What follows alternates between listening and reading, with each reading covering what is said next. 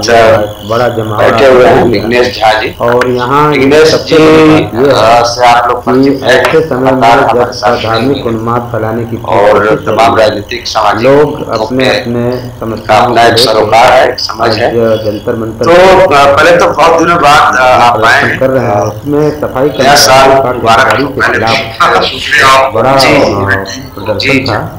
तो ये बताइए ये जो प्राण प्रतिष्ठा के नाम पर प्राण प्रतिष्ठा हो रही है कि प्राण लिए जा रहे हैं, हारे जा रहे हैं?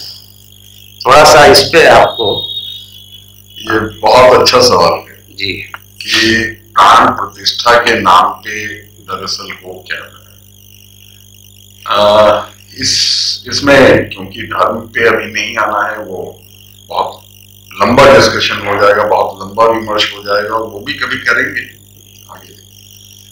लेकिन सबसे पहली बात तो मैं आपको बता दूं, क्योंकि मेरा खुद का बैकग्राउंड एक कर्मकांडी ब्राह्मण परिवार का रहा है, और वो भी पूर्वी भारत और शाक्त पंथी। तो चंपक राय जी ने तो कह ही दिया है कि शाक्त पंथियों का इसमें कोई रोल नहीं है। तो उस हिसाब से जो मैं जिस वर्ग से आता हूं, हालांकि मैं खुद ना तो धार्मिक हूं और ना ही मैं धर्म को किसी भी और चीजों से, राजनीति हो, व्यापार हो, किसी भी और चीजों से जोड़ने का पक्षधर भी नहीं हूं। वो एक व्यक्तिगत मामला होता है। हो सकता है परिवार में कोई धार्मिक हो और कोई ना हो। मेरी पत्नी धार्मिक है, वो पूजा पाठ बहुत करती है, मैं नहीं, मैं आध्यात्मिक अपने आप को मानता हूं, तो आध्यात्मिक। लेकिन सवाल यहां ये पैदा होता है कि जो प्राण प्रतिष्ठा जिस चीज को कहा जा रहा है, वो दरअसल है क्या? देखिए, सवाल सिर्फ ये अयोध्या के श्री राम चंद्र जी के मंदिर के ऊपर नहीं उठ रहा है। सवाल इससे पहले भी काशी विश्वनाथ कॉरिडोर का जो निर्माण हुआ था, उस पे भी उठा था कि उसके जो काफी सारे छोटे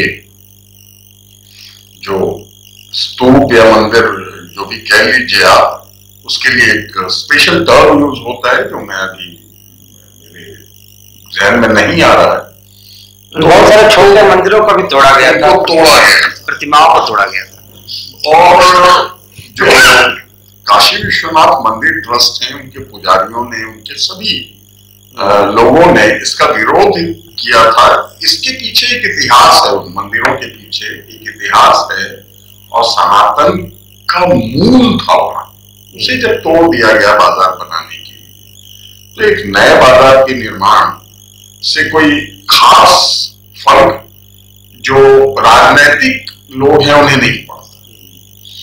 प्राण प्रतिष्ठा की जहां तक बात है, जिस बात को मैंने अधूरा छोड़ दिया था कि प्राण प्रतिष्ठा एक दिन का नहीं बल्कि 4-5 दिनों का एक पूरा प्रोसेस होता है, जो सनातन पद्धति जो कहती है कि जिसको मानने का दावा करते हैं माननीय प्रधानमंत्री या फिर उनकी पार्टी के लोग और उनके समर्थक, तो वो 4-5 दिनों का एक प्रोसेस होता है। और उस प्रोसेस में जब आप गर्भगृह में भगवान की प्रतिमा का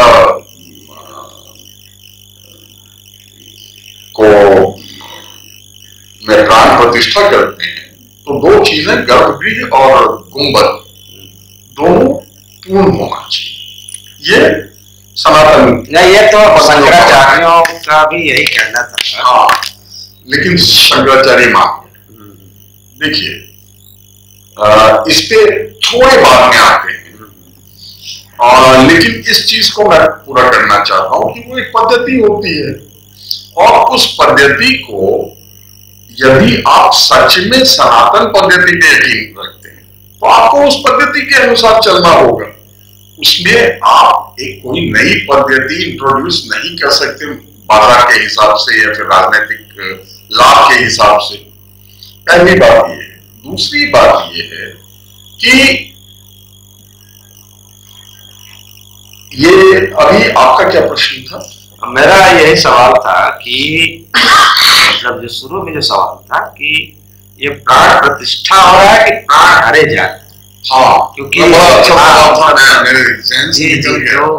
प्राण हरने का मतलब है कि जो आत्मा है या किसी भी चीज की एग्जैक्टली अब वो दूसरा पहलू भी याद आ गया कि जो इतनी लंबी लड़ाई कहते हैं लड़ी सबने सनातन पद्धति पे यकीन रखने वाले साधु संतों वगैरह ने, राम भगवान श्री राम के मंदिर जो कि बाबरी मस्जिद के ठीक ऊपर था, या फिर जिस जगह पे बाबरी मस्जिद थी ठीक उसी जगह था, उसके लिए इतनी लड़ाइयां लड़ी गई। सर्वोच्च न्यायालय से, सुप्रीम कोर्ट से आदेश, एक उनका जजमेंट आता है और उस जजमेंट के बेसिस पर वो जगह जो है राम मंदिर को अलॉट किया जाता है। उससे पहले बाबरी मंदिर का विध्वंस होता है, मस्जिद, हाँ सॉरी, बाबरी मस्जिद का विध्वंस होता है और उसके अंदर वो जो रामलला थे उनकी मूर्ति मलबे में कहीं रह जाती है, वहां पे टेंट लगा हुआ, तो मूर्ति तो अभी भी मलबे में। मतलब भगवान श्री रामचंद्र जी का प्राण हरने की तो पूरी व्यवस्था कर दी है इन राजनीतिक लोगों ने, लेकिन अब वो रामचंद्र है, उनसे करोड़ों लोगों की आस्था जुड़ी हुई, उसको एनकैश भी करना है, उसको बनाना भी है राजनीतिक तौर पे भी और बाजार के तौर पे भी। तो ये जो सारी प्रक्रिया चल रही है इसमें सनातन पद्धति को अगर देखें तो उससे कोई सरोकार नजर नहीं आता। जहां तक प्रश्न है ये शंकराचार्य जी आदि के रूठने और उनके माने जाने की या जो कुछ भी कहानी हो, तो इसमें दो पहलू हो सकते हैं। पहला ये हो सकता है कि जब तक कोई रूठे नहीं, कुछ ऐसे स्टेटमेंट्स ना आए, तो जो लोग अब अपने मूल मुद्दों पर आ चुके हैं, जिन्हें बेरोजगारी परेशान कर रही है, जिन्हें महंगाई परेशान कर रही है, जिन्हें बाकी चीजें परेशान कर रही हैं, वो उस मुद्दे पे वापस कैसे आए? सीधा सीधा अगर प्राण प्रतिष्ठा हो जाए, उसमें कोई कंट्रोवर्सी ना क्रिएट हो, तो फिर लोगों का ध्यान ही उधर नहीं जाएगा, लोगों का खून ही नहीं खोलेगा।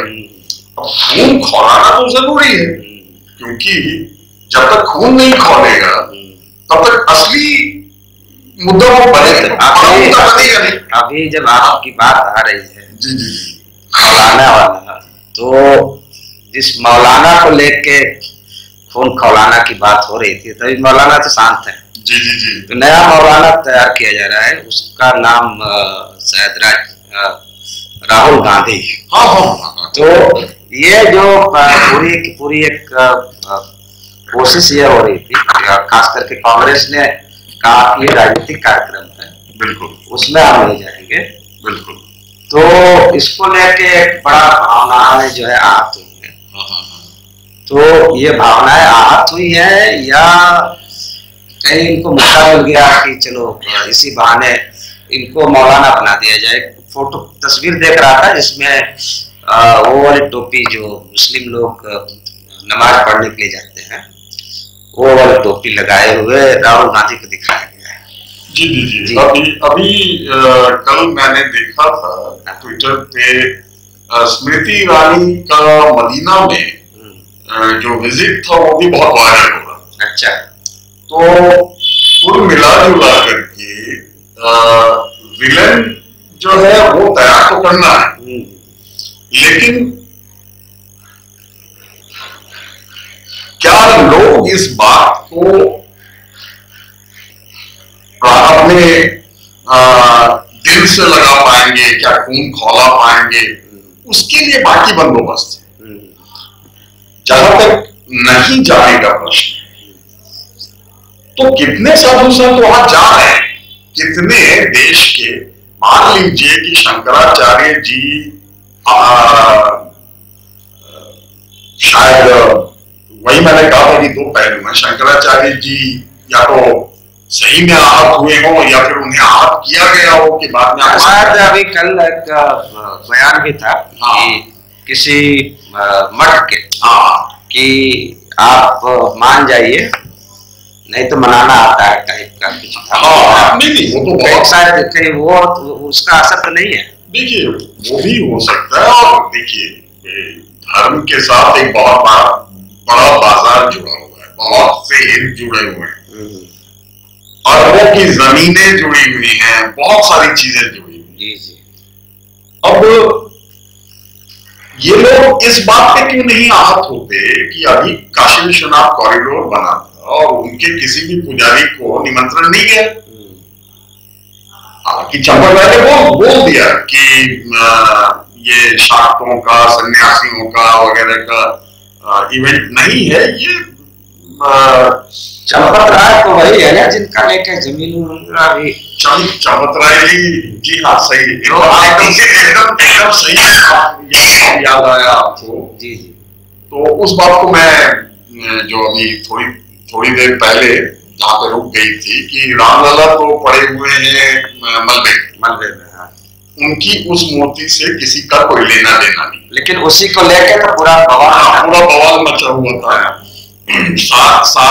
सारी चीजें उसी के लिए हुई। और अब चंपक राय जी का कनेक्शन देखिए आप कि उस जगह से जहां पे रामलला के जन्म होने का, उस बाबरी मस्जिद वाले जगह तो बताया गया जो इतनी बड़ी लड़ाई हुई, और उस जगह पे आपको सुन के शायद आश्चर्य भी हो या अपने दर्शकों को आश्चर्य भी हो कि उस जगह से आधा किलोमीटर दूर मंदिर का निर्माण हुआ है। और वो आधे किलोमीटर दूर उस जगह पे निर्माण हुआ है जो जगह पहले चंपक राय जी और भाजपा के दो लोगों ने किसी मुस्लिम कोई नाम था जमीन लेके सस्ते में लेके उनकी जमीन 2 करोड़ में खरीदी गई, और उसके 10 मिनट के बाद 2 करोड़ वाले रजिस्ट्री के 10-15 मिनट के बाद जो है वो 18 करोड़ में रामलला ट्रस्ट को बेच दी गई। अच्छा, तो वो वही जमीन है जिसकी कीमत 10-10 मिनट पे बढ़ रही है। उस जमीन पे उस मंदिर का निर्माण हुआ। और जब देखा गया कि नहीं अब माहौल 2024 के इलेक्शन का बनाया जाना है, तो आनंद फानंद में बगैर प्रक्रिया पूरी हुए इसको चालू कर दिया गया। आप एक चीज पे गौर कीजिए, मैंने क्यों कहा राजनीति के मैदान पे अब सही वक्त शायद यही नजर आया कि इसमें खेलना जरूरी है। तो अभी आनंद फानंद में प्राण प्रतिष्ठा के नाम पे उद्घाटन,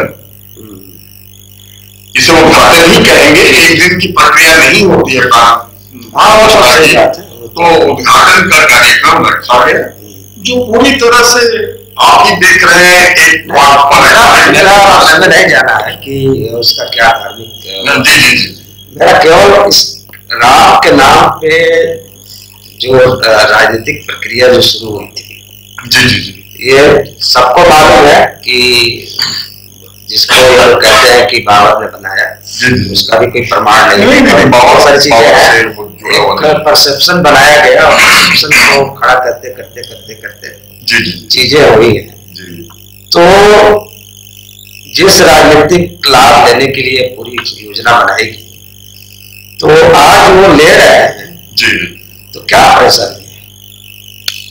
हाँ बिल्कुल, ये अच्छा सवाल है कि अगर आज वो उस राजनीतिक लाभ को ले रहे हैं तो क्या परेशानी है। मेरे ख्याल से परेशानी ये है कि कम से कम वही अच्छे तरीके से इन्होंने लिया होता रामनवमी के दिन, राम जन्म के दिन, अगर उसका उसमें प्राण प्रतिष्ठा हुई होती, पूरे जो सनातन परंपरा है उनका पालन किया गया होता, तो भी बहुत से लोग संतुष्ट होते कि चलो विकास के रास्ते पे कुछ नहीं कर पाए तो कम से कम एक मॉन्यूमेंट दे दिया, ये पूरी तरह से एक मॉन्यूमेंट। और क्योंकि वहां एक नए बाजार का निर्माण हो रहा है, नया असल चीज है, हाँ बाजार असल चीज बाजार है, क्योंकि वहां पे नए बाजार का निर्माण हो रहा है, तो उस बाजार से जो वहां के स्थानीय लोग उन्हें खुशी ही होगी। हालांकि ये भी एक पहलू है कि बहुत सारे लोगों का विस्थापन जो है वो वहां पे हुआ है और उन्हें अब तक ना तो जमीन दी गई है ना रहने की कोई सुविधा दी गई है। लेकिन आज के दौर में आप न्याय की उम्मीद करेंगे तो शायद बेईमानी। एकदम सही कह रहे हैं, लेकिन एक चीज है, अब जिसके खुले तौर पे जो राम मंदिर न्यास या ट्रस्ट के जो महासचिव हैं जी, जिनके बारे में पता लगा कि 18 करोड़ 20 करोड़ का ये केवल 10-15 मिनट के अंदर जब ऐसे लोग उसके मुख्य सलाहकार, तो कहीं ये बाकी तो सब छोड़ दीजिए, राजनीतिक लाभ और तमाम चीजें, जिस धर्म की बात को लेके करें कि हिंदू धर्म सनातन धर्म, कहीं उसका बड़ा संकट तो नहीं खड़ा हो गया है। मतलब आने वाले समय में ये कहीं लग रहा है कि पूरी की पूरी जो अवधारणा है वही खत्म, सबसे ज्यादा संकट तो वह उसका है। एग्जैक्टली ये देखिए, बाजार इतनी तेजी से फायदा उठाना चाह रहा है कि इसमें जो मूल सनातन पद्धति या परंपरा जो है, जिसके आधार पे सारी चीजें हो रही हैं, बहुत से लोग आप निकलेंगे तो ऐसा नहीं है कि 100% लोग या 80% लोग, लेकिन 10-20% लोग ऐसे हैं जो बहुत अधिक, जिनका भरोसा टिक गया है इन परंपराओं से, पद्धतियों से, क्योंकि शायद वो समय ना आ जाए कि उन्हें यकीन ही ना दिला पाया जाए कि सही पद्धति का कहीं भी कोई पालन हो रहा है, और जो उनकी आस्था है, देखिए जो, हालांकि एक इसमें बीजेपी के लिए या बाजार के लिए एक पॉजिटिव चीज ये है कि आज का जो जनरेशन है वो एक ऐसा जनरेशन है जो बहुत पहले ही, जिससे पिछले हम लोगों की पीढ़ी और हम लोगों से पहले वाली भी पीढ़ी जो है, वो धार्मिक कर्म कांडों से बहुत दूर चली गई थी। तो और हम सब लोग अपने अपने विकास के जो सोच है हम लोगों की, उसके साथ जी रहे थे। जब ये धार्मिक एक तरह से जो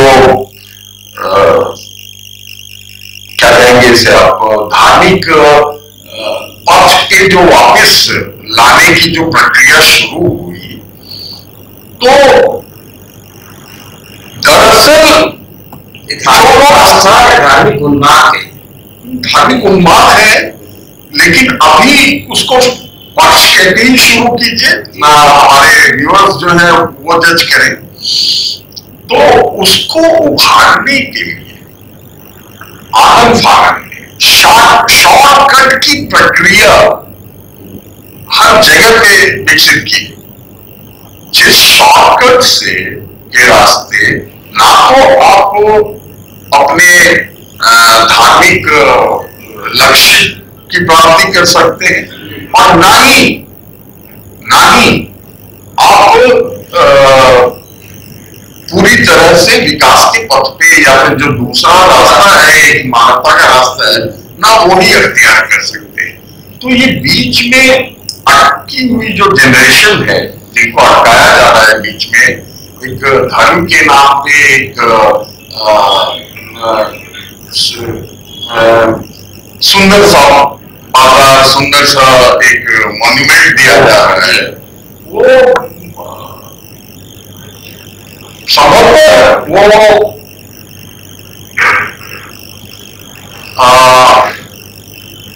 एक मॉन्यूमेंट ठीक है, क्योंकि वो इतिहास की याद दिलाएगा, लेकिन इतिहास के बारे में कुछ बताया नहीं है। लेकिन एक चीज और है, एक कुछ लोगों का कहना है कि हिंदू धर्म जी वर्ण व्यवस्था पर टिका जी जी और जिस राम की बात हो रही है वो तुलसीदास के जी जी जो रामचरितमानस है उसको लेके उसमें जगह जगह यहाँ शूद्रों को, अति पिछड़ों को या अलग अलग जातियों को गाली दी गई। जी जी तो कहीं शायद उसमें भी जिसका वो देखना जो है सुबह सुबह ये माना जाता था कि देख लिया तो दिन खराब हो जाएगा। इस टाइप की बहुत सारी चीजें हैं, बिल्कुल, जिसमें प्रधानमंत्री भी आते हैं। जी जी जी तो अंबानी जी भी आते हैं। हाँ, मतलब बहुत एक ही तो कहीं इसके जरिए वो सारे जो वर्ण व्यवस्था की जो छुआछूत या भेदभाव है उसको भी कहीं कम तो कर ही रहे हैं ना भाई। बिल्कुल बिल्कुल। तो इसमें क्या है राज? देखिए वो काम जिस तरीके से कर रहे हैं वो आगे बढ़ेगा ये अभी नहीं कहा जा सकता, क्योंकि प्रधानमंत्री को या अंबानी जी को एक्सेप्शन माना जाए, लेकिन तो विष्णु का अवतार नहीं, वो चंपक राय जी ने ही किया। इतने आरोप उनके लगे हुए हैं, अगर विष्णु का अवतार नहीं घोषित करेंगे तो उनके अपने ऊपर भी आफत आ सकती है। तो वो एक अलग पहलू है, लेकिन ये जो छुआछूत और वर्ण व्यवस्था वाली जो बात है, इसमें कई सारे इंटरेस्टिंग पहलू। एक इंटरेस्टिंग पहलू ये है कि तुलसीदास जी ने तो चलिए पूरी तरह से वर्ण व्यवस्था के बहुत बड़े समर्थक थे वो, और उन्होंने तरह तरह की बातें की हैं। उससे पहले मैं पुराने वाले पे जाना चाहूंगा, वाल्मीकि रामायण में के जो वाल्मीकि थे, मैं उन पे जाना चाहूंगा। अभी काफी सारे YouTube पे प्रोग्राम्स चलाए जा रहे हैं कि दलित वहां बहुत खुश हैं क्योंकि वाल्मीकि जी के नाम पे वहां के इंटरनेशनल एयरपोर्ट का नाम रखा गया है। तो ये पहलू भी उजागर होना बहुत आवश्यक है कि वाल्मीकि जी जो है वो दलित नहीं बल्कि ब्राह्मण थे, पहली बात। दूसरी बात कि उनको बहुत शर्म आई थी जब उन्होंने कुछ संतों को जाते हुए देखा कि इन भीलों के साथ वो नीच कर्म कर रहे थे, उस पर उन्हें बहुत शर्म आई थी। तभी उन्हें बड़ा कर्तव्य करने की सलाह दी गई थी कि भाई तुम नीच भीलों के साथ, उन्होंने खुद कहा था कि मैं नीच भीलों के साथ नीच कर्म जो दलितों के कर्म होते हैं वो कर रहा था। तो संभवतः उन संतों को ये लगा होगा कि अब तो ये भी छूने के योग्य नहीं है, तो इसे कुछ, लेकिन ब्राह्मण है तो इसे कुछ ज्ञान दे करके जाए, हटा दिया बड़ा जाप करने की उनको सलाह दी गई थी। तुलसीदास जी वो अकबर के जमाने में थे, ये तो आप भी जानते 15वीं-16वीं शताब्दी की बात है ये। तो जिस समय तुलसीदास, ये बहुत इंपॉर्टेंट पहलू है कि जिस समय तुलसीदास रामचरितमानस यानी कि रामायण का एक अवधि वर्जन लिख रहे थे, जिसमें उन्होंने अपनी चीजें भी शामिल की। उसी वक्त खुद अकबर भी रामायण के अवधि वर्जन को लिखवा रहे थे। बाद में उन्होंने उसे फारसी में भी ट्रांसलेट करवाया। तो ऐसा नहीं था कि अकबर जो है वो तुलसीदास से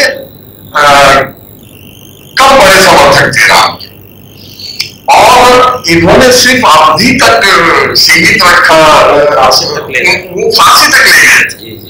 और उस समय तुलसीदास जी भी बड़े चमत्कारी व्यक्तित्व थे, और उन्होंने अपना चमत्कारी रूप जनता के सामने रखा था। तो ये पक्ष मैं रख दूं। बस उड़ती खबर अकबर के यहाँ गई थी, उसमें भी बहुत पॉलिटिक्स हो रहा है, इसलिए मैं इसको बताना चाहता हूँ कि वो उड़ती खबर अकबर तक गई कि ये तो बड़े चमत्कारी आदमी है। तो अकबर ने उन्हें अपने दरबार में बुला के कहा कि आप हमें भी कुछ चमत्कार दिखाइए। अब तुलसीदास कुछ चमत्कार दिखा पाए नहीं। पहला ये हुआ कि अकबर ने उन्हें जेल में डलवा दिया। अच्छा। और फिर कुछ जो संतों के बीच उनकी जो बहुत अच्छी साख बनी हुई थी, तो उन लोगों ने आकर के रिक्वेस्ट किया, विरोध किया, तो उन्हें छोड़ा गया। लेकिन एक चीज और है कि आज जिस दिन से हालांकि बहुत कंट्रोवर्सी है, और उन्हीं को काशी के ब्राह्मणों ने कहा कि वर्ण संकर है, मतलब जी।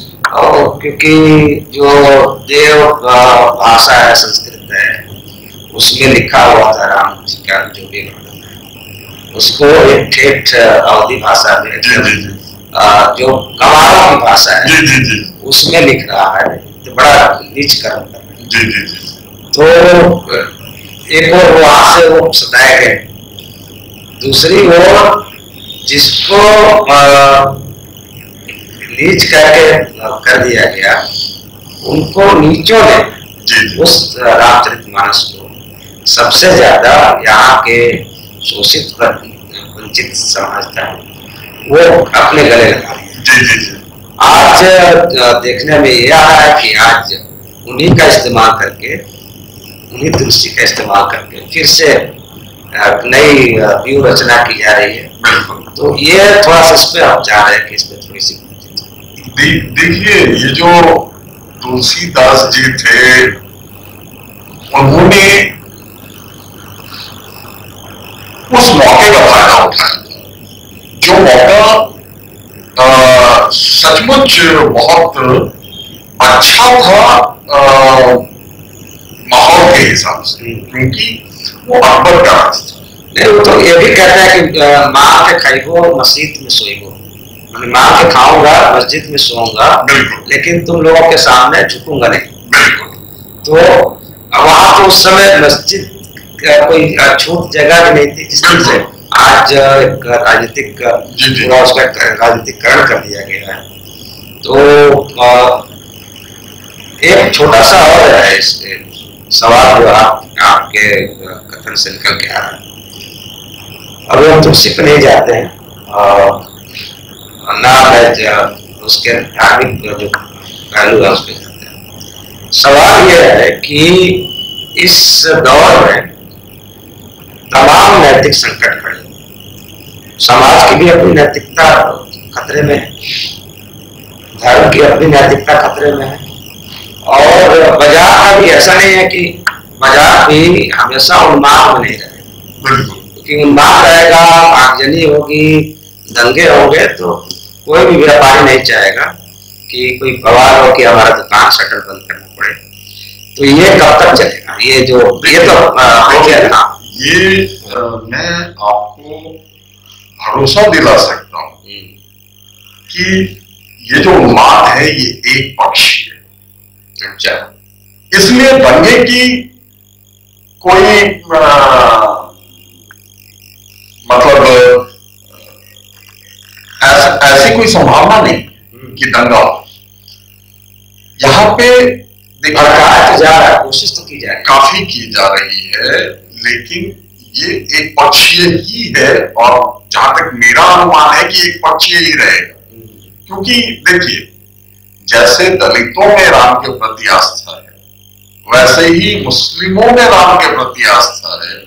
हाँ, उस आस्था को कम करने के लिए या उस पर प्रहार करने के लिए जो भी किया जा रहा है, तो देखिए उसके पीछे फिर बहुत सारी वजह है। एक मार्केट है, एक बाजार है, और उसके साथ एक राजनीति है। अगर आप आज के दौर में अगर आप विकास के कार्यों को देखें देश में, तो दो ही स्तर पे काम हो रहा है। एक जो इंफ्रास्ट्रक्चर है वो उस सेक्टर में काम हो रहा है, और दूसरा लोगों को जिंदा रहने के लिए 5 किलो अनाज का बंदोबस्त हो रहा है। तीसरे किसी स्तर पे काम नहीं हो रहा है। आप अगर कहेंगे कि साइंटिफिक रिसर्च क्या हो रहा है, अब वो जो भी संत महात्मा मोदी जी या जो भी आएंगे वहां पे अयोध्या में राम मंदिर के उद्घाटन पे, वो पुष्पक विमान पे तो बैठ के आएंगे नहीं, वो आएंगे उसी साइंस द्वारा डेवलप, उसी साइंस के दिए हुए कार पे, हवाई जहाज पे, इन चीजों पे बैठ के आएंगे, उसका इस्तेमाल करके आएंगे। तो इतना तो अगर कोई बहुत ही ज्यादा उन्माद में नहीं है, तो इतना तो समझ में उसे आएगा कि जो वैज्ञानिकता है उसको भी बरकरार रखने की जरूरत है। क्योंकि आप जाएंगे, अब जितनी लग्जरी सीकिंग हो गई है जनता या लोग जितने लग्जरी सीकिंग हो गए, बाजार किस चीज को बेच रहा है? वो लग्जरी प्रोडक्ट्स बेच रहा है। तो बाजार उन्हीं प्रोडक्ट्स को बेच रहा है जो विज्ञान ने दिए हैं। और धार्मिक उन्माद जो है उसको एक समझिए कि स्पेस दे रहा है, उसको संबल दे रहा है, प्रोडक्ट के सेल बेचने के लिए एक जैसे राजनीतिक प्रोडक्ट हमारे हैं, मोदी जी एक्सेलरेट करते हैं। हाँ, उनको भी बेचा जाना है, उनको भी 2024 में स्थापित करना। वो कुछ उसी तरह का है जैसे रामदेव जी जी आए योगा सिखाते सिखाते, हाँ आज सबसे बड़े सेल्समैन बन गए। हाँ, ऑर्गेनिक जीन्स बेच रहे थे, ऑर्गेनिक कौन सा जीन्स था, वो सब चीजें बेच रहे हैं। हाँ, वो सारी चीजें बेच रहे हैं। तो वो जो आप जनता को इस चीज का एहसास नहीं करवा सकते आज के जमाने में कि उस उन्माद के जो घेरे में है वो, कि रिसर्च कितनी जरूरी चीज है, कि इनोवेशन कितना जरूरी होता है। वो भी एक प्रक्रिया है जो अनवरत चालू रहनी चाहिए, अनवरत चलती रहनी चाहिए। नहीं तो विदेशों में इनोवेशन होगा, विदेशों में रिसर्च होगा, विदेशों को पैसे दे करके हम उनके प्रोडक्ट्स खरीदेंगे, फिर उनसे टेक्नोलॉजी खरीदेंगे। आपके अपने यहाँ पे इतने लाखों ब्रेन्स हैं, और उन ब्रेन्स का इस्तेमाल सिर्फ प्रोडक्ट बेचने के लिए किया था, तो ये बहुत बड़ा एक लॉस है देश को। और ये जो बाजार का बंदोबस्त किया जा रहा है, उन चीजों से ध्यान हटाया जा रहा है, ये लगभग उसी दिशा में ले जा रहा है हमें। हमारे पास कितने भी अच्छे ब्रेन्स हों, उसको ना तो रिसर्च में लगाओ, ना तो साइंटिफिक रिसर्च में लगाओ, ना सोशल रिसर्च में लगाओ, ना पॉलिटिकल रिसर्च में लगाओ। ना जरूरत क्या है, उसको कह रहा है कि भाई बस इतने तक रहिए, सीमित रहिए। बिल्कुल। और आप घंटी बजाइए और अनाज खाइए। हाँ, नहीं, और वो जो ब्रेन्स है वो अपना कहीं ना कहीं कुछ ना कुछ बेचें, वो अपने प्रोडक्टिविटी का इस्तेमाल जो है, अपने क्रिएटिविटी का इस्तेमाल जो सामान बेचने के लिए करें, चाहे वो राजनीतिक सामान हो या नॉर्मल सामान। इसके साथ सवाल ये भी उठता है कि ये जो पूरी एक ठस बना है दिमाग में कि सारी चीजें तो हमने पहले खोज ली थी, बाद में नकल करके जो कुछ भी टेक्नोलॉजी है उसको उसे इस तरह से नहीं किया जाता है। तो फिर दोबारा आपने क्यों नहीं खोजा, दोबारा विदेशों में क्यों खोजा गया? हाँ, दोबारा आपने, अच्छा चलिए पहले नहीं खोजा, लेकिन जो देश आजाद हुआ 2014 में, उसके बाद से लेके भी तो 10 साल होने जा रहे थे। आजादी के 10 साल बाद तक 2014 से 2024 के बीच में आपने क्या ढूंढा?